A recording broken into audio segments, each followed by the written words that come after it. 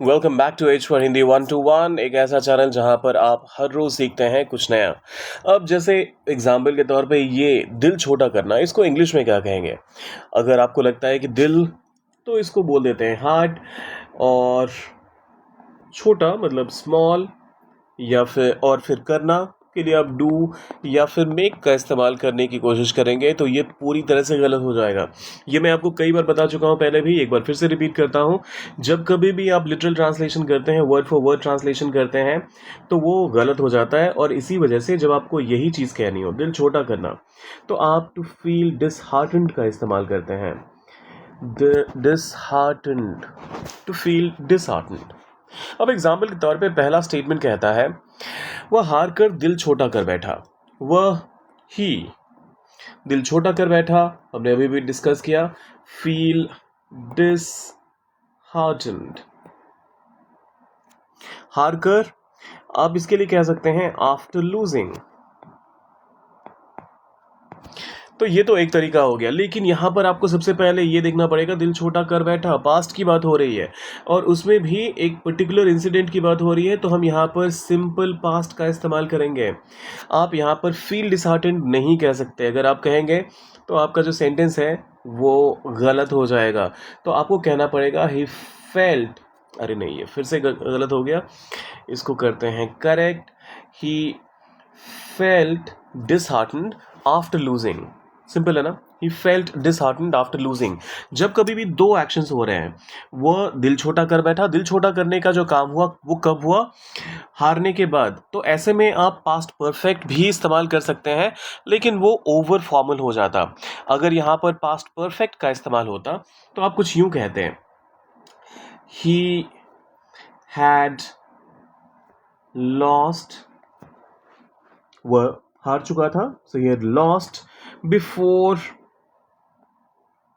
he felt disheartened।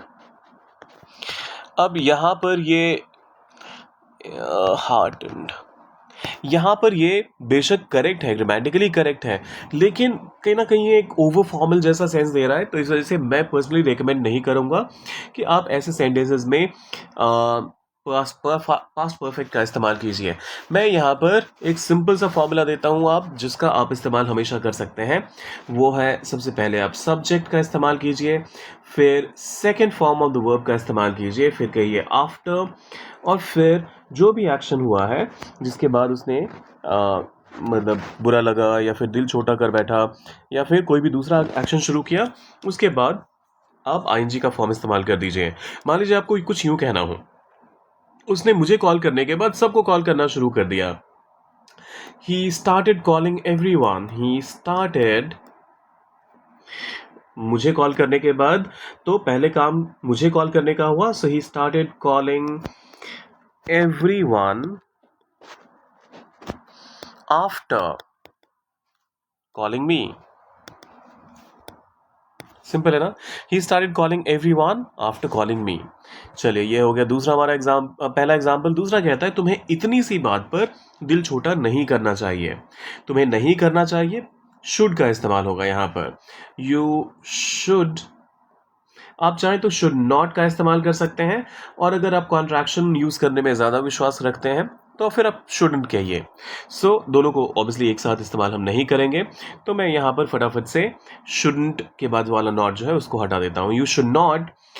अब यहाँ पर शुड के बाद तो हमें पता ही है कि कभी भी हम शुड के बाद कभी मतलब सिंपल प्रेजेंट का ही इस्तेमाल करते हैं। जो वर्ब फॉर्म होता है वो हमारा जो प्रेजेंट का रहता है उसी का इस्तेमाल होता है। So you should not feel disheartened, you should not feel disheartened, छोटी इतनी सी बात पर, ऑन सच, इतनी सी बात, on such a small thing. You should not feel disheartened on such a small thing. अब यहाँ पर आपको ये सब कुछ बिल्कुल करेक्ट लग रहा होगा, लेकिन ये करेक्ट नहीं है। क्या क्या गड़बड़ियाँ हैं इसमें, वो फटाफट से डिस्कस कर लेते हैं। देखिए, सबसे पहली चीज़, देखिए एक्सीडेंटली भी जो डिलीट हुआ वो करेक्ट पार्ट था। किसी भी चीज़ पर बुरा मानना, ऑन उसके सरफेस पे बुरा मानने की बात नहीं हो रही है, तो आप यहाँ पर ऑन के बदले ओवर का इस्तेमाल करेंगे। You should not feel disheartened over such a small thing. इतनी सी बात पर over such a small thing. यहाँ पर अगर इतनी का इस्तेमाल नहीं होता तो आप ये सच को यहाँ पर अवॉइड कर सकते थे। So you should not feel disheartened over small thing. तुम्हें छोटी सी बात पर बुरा नहीं मानना चाहिए, ये दिल छोटा नहीं करना चाहिए। You should not feel disheartened over a small thing, लेकिन कहा जा रहा है इतनी सी बात पर, so over such a small thing. अब फिर आता है अगला स्टेटमेंट, उसने आलोचना सुनकर दिल छोटा कर लिया। आलोचना के लिए आप क्रिटिसिज्म का इस्तेमाल करते हैं। क्रिटिसिज्म, ये हैंड राइटिंग कुछ ज़्यादा अटपटी हो गई, तो इसको मैं डिलीट करता हूँ, यहाँ से इरेज करता हूँ। सो उसने he felt disheartened,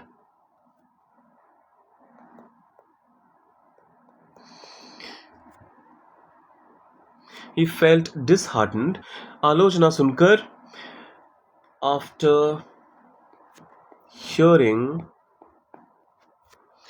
his criticism. Simple, आलोचना सुनकर उसने दिल छोटा कर लिया। he felt disheartened after hearing his criticism. या फिर upon being criticized he felt disheartened, वो भी एक तरीका सही है, आप चाहें तो वो भी कह सकते हैं। upon being criticized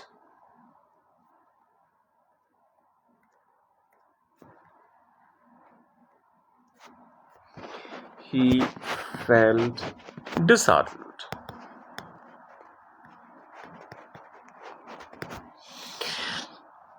ठीक है, तो ये हो गए तीनों मेरे एग्जाम्पल्स। अब अगला वाला जो है वो आपको ट्रांसलेट करना है। क्या करना है उसके लिए? इंसान अक्सर नाकामी पर दिल छोटा कर लेता है। नाकामी के लिए आप फेलियर का इस्तेमाल करेंगे।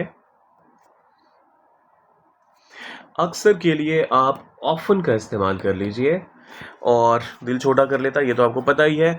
यहाँ पर अक्सर ऐसा होता रहता है, यहाँ पर एक हम ऐसे एक्शन की बात कर रहे हैं जो अक्सर रिपीट होता रहता है, तो हम यहाँ पर सिंपल प्रेजेंट का इस्तेमाल करेंगे। कोई भी एक्शन अगर एक रेगुलर टाइम इंटरवल के बाद रिपीट होता रहता है तो आप वहाँ पर सिंपल प्रेजेंट का इस्तेमाल करते हैं। That is what needs to be done here as well.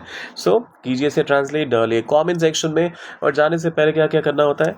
Subscribe, ये रहा सब्सक्राइब, लाइक, शेयर और कमेंट में क्या लिखना है वो तो मैंने बता दिया है। सब कुछ करके जाइएगा। मिलते हैं जल्दी।